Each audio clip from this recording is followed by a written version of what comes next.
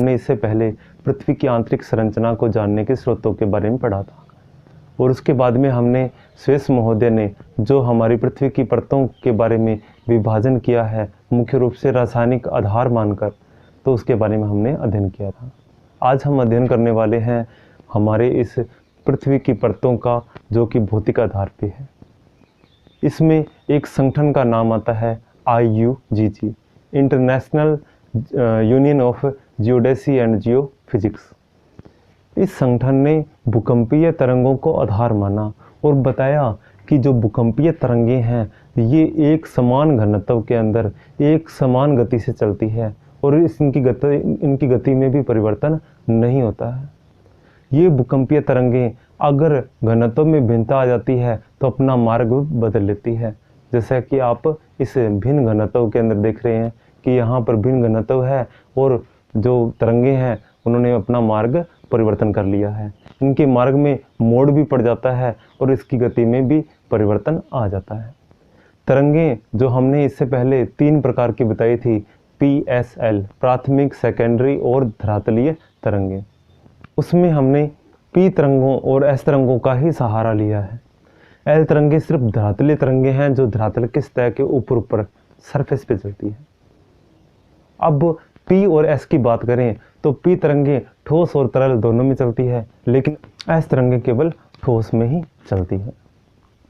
और P तरंगों में ये हुआ कि धरातल के मध्य में एक ऐसा क्षेत्र पाया जाता है जो कि तरल अवस्था में है, जिसमें से क्या है, सतह पे अगर मान लो कि एक भूकंप, यानी कि चाहे परमाणु को आधार माना चाहे रियल का भूकंप है, उसका जो कंपन है वो P और S के अंदर यहाँ से चला।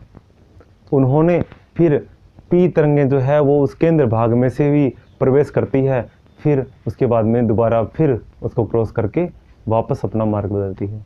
यानी कि ये तरंगें सारी P और S दोनों ही तरंगें वक्राकार रूप में चलती है, लेकिन P तरंग उस तरल को क्रॉस कर जाती है। लेकिन ठोस जो ऊपर का पदार्थ है, खोल, बाहरी खोल क्या है, ठोस पदार्थ है, ठोस पदार्थों का बना है, इसको सिर्फ क्या है, इसमें चलती है कौन सी, S तरंगें। S तरंगें केवल ठोस में चलती है, तरल में प्रवेश नहीं करती। तभी तो 105 डिग्री या 120 डिग्री के बाद में ये जो S तरंगों का छाया क्षेत्र है। लेकिन P तरंगें सिर्फ इसके विपरीत क्षेत्र में भी क्या है, इस तरल क्षेत्र के विपरीत क्षेत्र में भी दिखाई देती है। लेकिन P तरंगों का भी क्या है, कुछ मार्ग अवरुद्ध, यानी कि यहाँ पर मार्ग बदलने की वजह से कुछ क्षेत्र अछूता रह जाता है, किनारे वाला क्षेत्र इधर और इधर वाला। तो बात करते हैं अपने कि P और S तरंगों के आधार पर इन्होंने किस प्रकार से पृथ्वी की परतों के बारे में बताया है। तो ये आपके सामने चित्र है जिसके अंदर ये 3 भागों में बांटा है। इस ऊपरी क्षेत्र कौन सा है, क्रस्ट, फिर उसके नीचे आता है मेंटल और फिर है कोर। क्रस्ट की जो चौड़ाई है IUGG ने लगभग 0 यानी सतह से लेकर क्या है 30 किलोमीटर तक बताई। फिर इसके बाद में देखें तो 30 से लेकर ऊपर का कौन सा है, क्रस्ट है, फिर 30 से लेकर लगातार 2900 किलोमीटर की गहराई तक सबसे ज़्यादा द्रव्यमान वाला, सबसे ज़्यादा आयतन वाला क्षेत्र जो है वो कहलाता है मेंटल। इसके बाद में आता है कोर। कोर की गहराई कितनी है, 2900 किलोमीटर से लेकर लगातार पृथ्वी के केंद्र तक। अब केंद्र कितना दूर है हमारी पृथ्वी से, हमारी सतह से जहाँ हम खड़े हैं यहाँ से केंद्र कितनी दूर है, तो 6371 किलोमीटर दूर है। तो इसका हमारी पृथ्वी का अर्धव्यास कितना है, 6371 किलोमीटर। तो अंदर का भाग, सबसे अंदर वाला गोला क्या कहलाता है, कोर। उसके बाहर कौन सा है, मेंटल, फिर उसके बाहर क्रस्ट।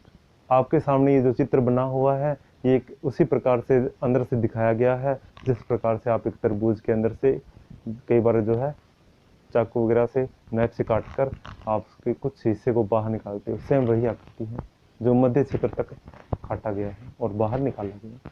अब देखिए सबसे ऊपरी क्रस्ट की चर्चा कर लेते हैं। क्रस्ट जो 0 से 30 किलोमीटर की गहराई तक मिलती है।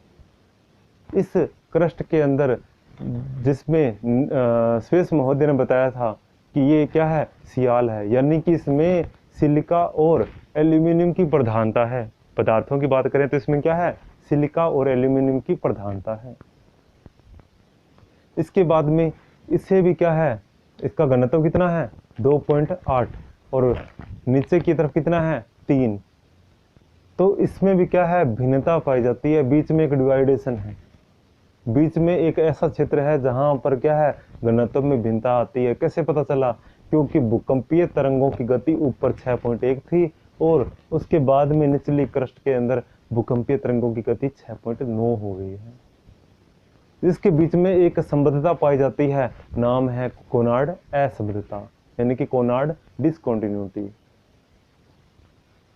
ये डिसकंटिन्यूटी जो है ये इन ऊपरी क्रस्ट और निचली क्रस्ट के बीच में पाई जाती है।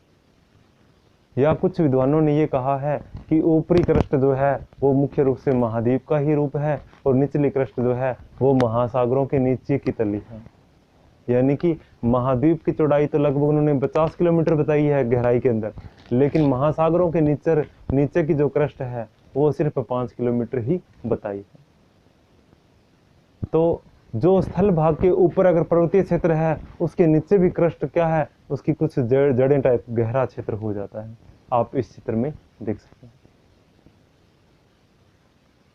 अब बात करें तो इसमें भूकंप की गति हो गई, घनत्व हो गया अपना, इसके बाद में असमर्थता हो गई, फिर इसके बाद में अपने देखें तो गहराई जो है कितनी है 30 किलोमीटर है। खनिज पदार्थ कौन कौन से बताए थे आपको? एक सिलिका और एक एल्यूमिनियम। इसका द्रव्यमान जो है तो वो हमारी पृथ्वी का लगभग 1% से भी कम है। आयतन भी 1% से कम है। आयतन तो 0.5 के करीब ही प्रतिशत के करीब ही मिलता है। अब आप इसके बाद में देखें तो सेकंड नंबर आती है कौन सी? मेंटल। मेंटल जो स्वेस महोदय ने नाम क्या दिया था इसको? सीमा। इसमें प्रधानता किस तत्व की है? वो है सिलिका प्लस मैग्नीशियम। सीमा सिलिका प्लस मैग्नीशियम। इसकी गहराई कितनी है? 30 किलोमीटर से मानी गई है, लगातार 2900 किलोमीटर तक पाई जाती है।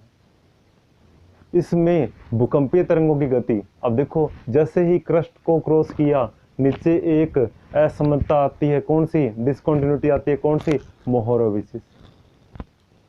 30 किलोमीटर के बाद में जब एक कंटिन्यूटी आती है, कौन सी? मोहोरोविसिस डिसकंटिन्यूटी। इसके बाद में भूकंपीय तरंगे 6.9 से सीधे ही 7.9 या 8.1 के करीब पहुंच जाती है। तो पता चलता है कि यहाँ पर घनत्व में भिन्नता है। तो घनत्व में भिन्नता भी कितनी आती है? 4.3।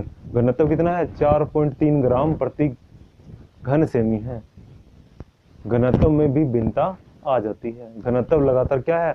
बढ़ गया है। भूकंप की गति भी क्या है? बढ़ गई है। लेकिन फिर से एक यहाँ पर क्या है? एस्थेनोस्फेयर मिलता है। मेंटल के ऊपरी भाग के अंदर कुछ किलोमीटर में क्या मिलता है? एस्थेनोस्फेयर। दुर्बलता मंडल कहते हैं इसे। ये क्षेत्र क्या है? कुछ तरल अवस्था के अंदर मिलता है, अर्ध तरल अवस्था के अंदर मिलता है। यहाँ पर क्या है? जो ऊपर की क्रस्ट है इसके ऊपर तैर रही है, ये माना जाता है। इसका घनत्व ज्यादा है इसलिए ऊपरी क्रस्ट जो है इस दुर्बलता मंडल पर तैर रही है। यही दुर्बलता मंडल से ही ज्वालामुखी उद्गार के समय हमें जो मलबा प्राप्त होता है, लावा प्राप्त होता है, यही दुर्बलता मंडल से ही निकलता है। इसके बाद में देखिए आप दो मेंटल जो है उसके अंदर बीच के अंदर भी एक डिवाइडेशन है, मेंटल के अंदर भी डिवाइडेशन है। मेंटल के बीच में देखें तो यहाँ पर एक असमानता पाई जाती है।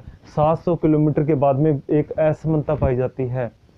जब हम तय से 700 किलोमीटर गहराई में जाएंगे तो मेंटल जो है वो कितनी है? 30 से लेकर लगभग कितनी है? 2900 किलोमीटर। उसमें भी 700 किलोमीटर पर एक डिवाइडेशन मिलता है। 700 किलोमीटर पर मिलने वाले डिवाइडेशन को हम रेपेटी असमानता कहते हैं।